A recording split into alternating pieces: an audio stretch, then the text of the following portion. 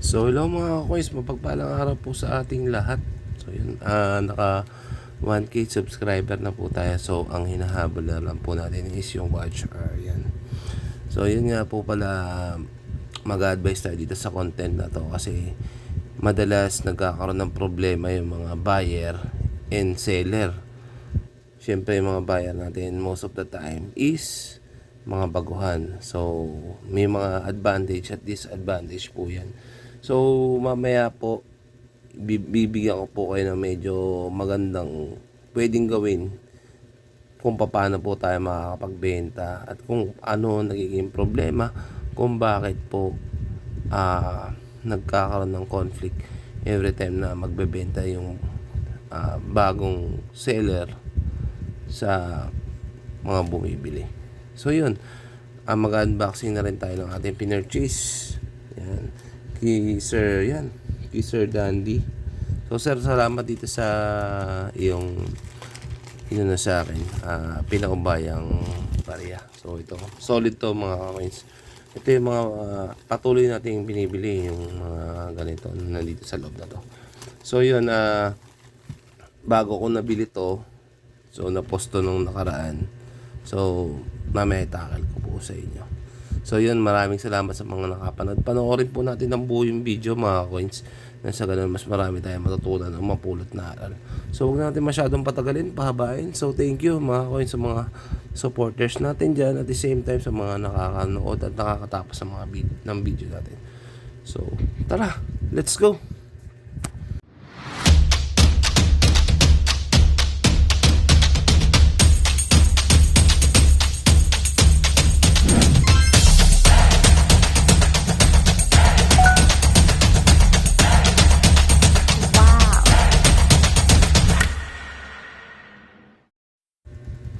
So hello mga kakoys, mapagpalang araw po ulit sa ating lahat. So good evening, gabi dito sa habang nagbibideo ako, gabi po.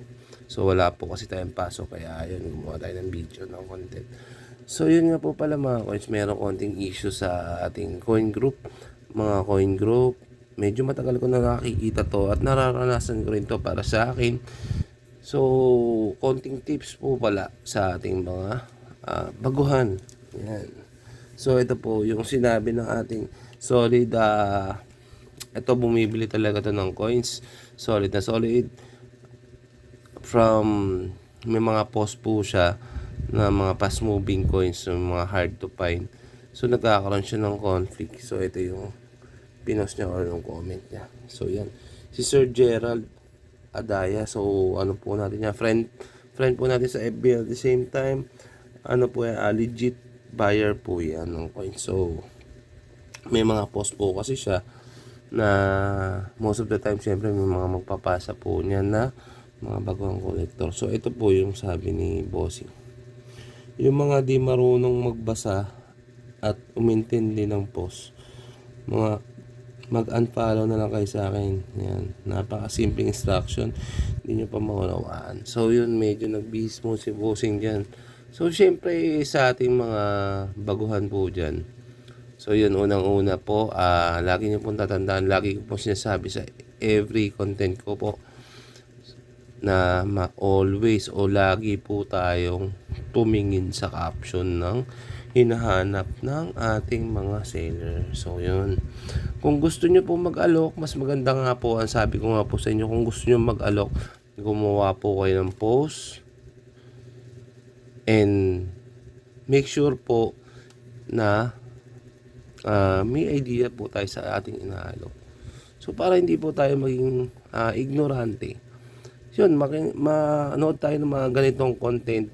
Huwag po tayo manonood ng kung ano-anong content na nagsasabi na ganito yung presyo, ganyang presyo, mataas yung presyo. So nangyayari kasi, naging ignorante po tayo. So yun nga po yung lagi ko sa inyo sinasabi at pinapaunawa, 'di ba? Kaso ayaw niyo naman po mag-stick dito sa mga ganitong content creator na sinasabi yung totoo sa inyo. So gusto niyo, parang gusto po ninyo kasi gusto ng iba na sinasabi mataas yung presyo, ganito yung presyo, libo yung presyo, which is hindi naman po ganun yung nangyayari sa totoong buhay o sa totoong industry ng barya. So nangyayari, nagkakaroon po kayo ng conflict. So yun yung unang part na nakikita ko po. So second part, most of the time siguro may mga coin collector din po kasi o yung mga bago na hindi nila kayang itanong through message na magko-comment sila o magpo-post sila. Ang ginagawa nila, tinatanong nila dun sa collector or dun sa bumibili kung may value ba to o ito ba, ano bang value nito. Kasi syempre wala tayong idea. So naintindihan ko po kayo sa part na yun. So may mga kino-comment po rin ako kay Sir na kay Sir Gerald na yun. Possible ganun po yung nangyayari. Kaya syempre naintindihan ko po kayo sa part yan. Kasi sa akin, danas ko po yan. So napakadami pong nagme-message din sa akin. And luckily, pag nag-ano po tayo, nagre-response naman po tayo dyan sa mga ganyan. So yun na, mag-unboxing muna tayo mga koy. So sana medyo i-lessen natin yung ganong factor para magkaroon tayo ng mas smooth na transaction sa mga collector. Yan. So bago nga po pala yan, nais ko lang po magpasalamat kay Sir Herbert yan.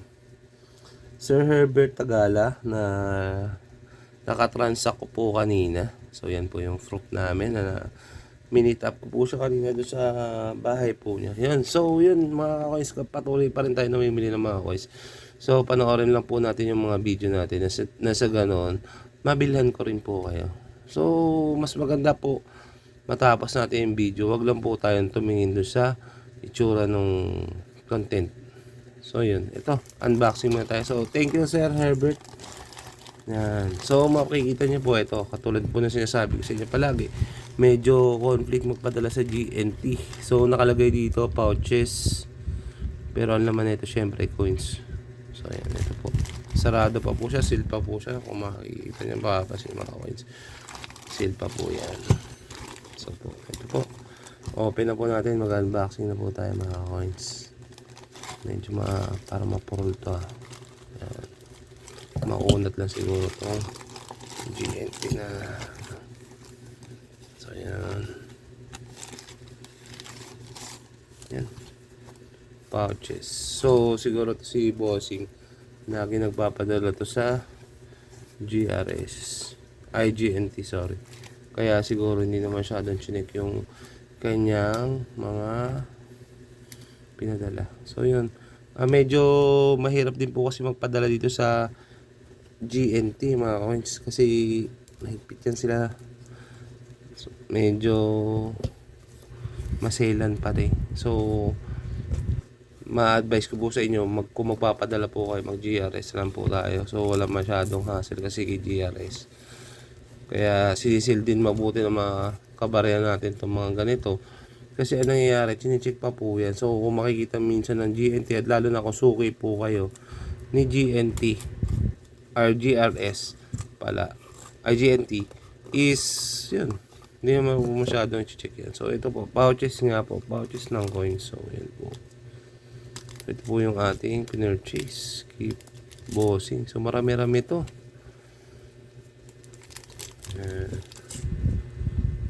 As you can see mga coins yan, ang dami po. Ito po yung ating pinurchase. So zoom po natin para makita po natin yung ating pinurchase. So mamaya na to. So ito po, may post po kasi siya ito mga coins. So yan o. Yan, binibenta po ni Sir Dandy yung kanyang coin. So yun, na-sold po natin siya ng 1K. So mura na to. Masabi ko mura na to sa ganitong kondisyon. So ilan to? 1, 2, 3, 4, 5, 6, 7, 8. So 8 pieces. Yan. Nakikita nyo naman magagandang kondisyon pa. So 8 pieces. Dali, i-ano natin. Itimpla natin yung kulay para mas maganda. Yan. 8 pieces siya na 2017. So yan. Yan. May mga content po tayo na masasabi ko na goodies. So ito po, masasabi ko, panalo po itong pagbili ko kay Sir nito. So ito possible, nag range price nito nasa pinakamura siguro possible mga 50 each. So ilan to? 1, 2, 3, 4, 5, 6, 8 peraso. So yun, magkano yun? Sa 50 each. Diba? Tapos plus 20.05 na masabi ko maganda pa. So yan po siya. Yan. Kita nyo naman. May luster pa. Diba? So ito po yung mga patuloy natin binibili, mga coins. So ito po yung nabili ko kanina kay Sir Herbert. Yan. So ito po yan. Ganda pa rin po. Good na goods pa. So ito po yung binili ko nung nakaraan. So yan. Kita nyo naman, dalawang 20.05. Kahit marami na po tayo niyan, sabi ko nga po sa inyo, basta hard to find at okay pa yung kondisyon, bibilin po natin yan mga coins. So yan po. Ito po. Masabi ko medyo marami na akong ganito. So meron akong spare na 2. So 4. Yan, 4 na piraso. Tapos meron pa tayong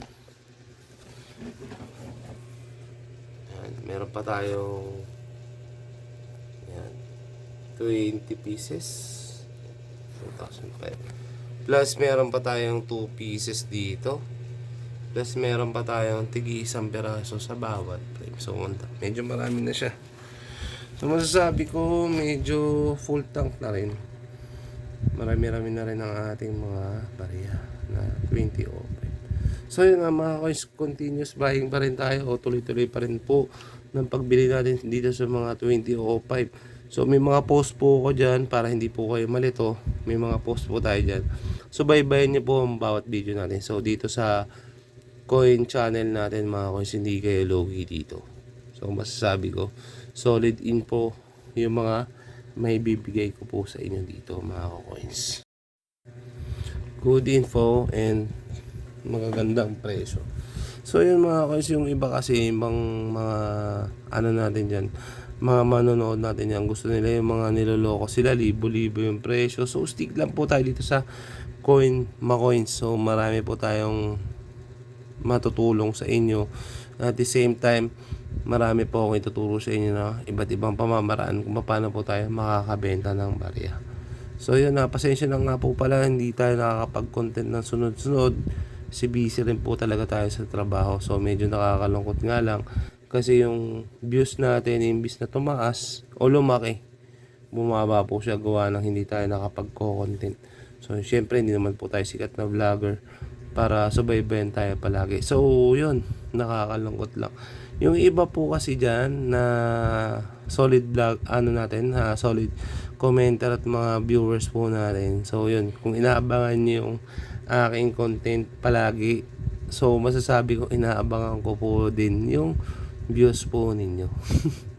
So lang, vice versa lang, parehas lang. So yun po, maraming salamat po sa nakakapanood po ng ating channel and na tumatapos po ng ating mga video siyempre. So yun, tuloy-tuloy pa rin po ang ating pagbili ng coin. So panoorin nyo lang po yung mga videos ko, mga content ko, na sa ganun malaman po natin kung ano yung mga coins natin pong patuloy na binibili.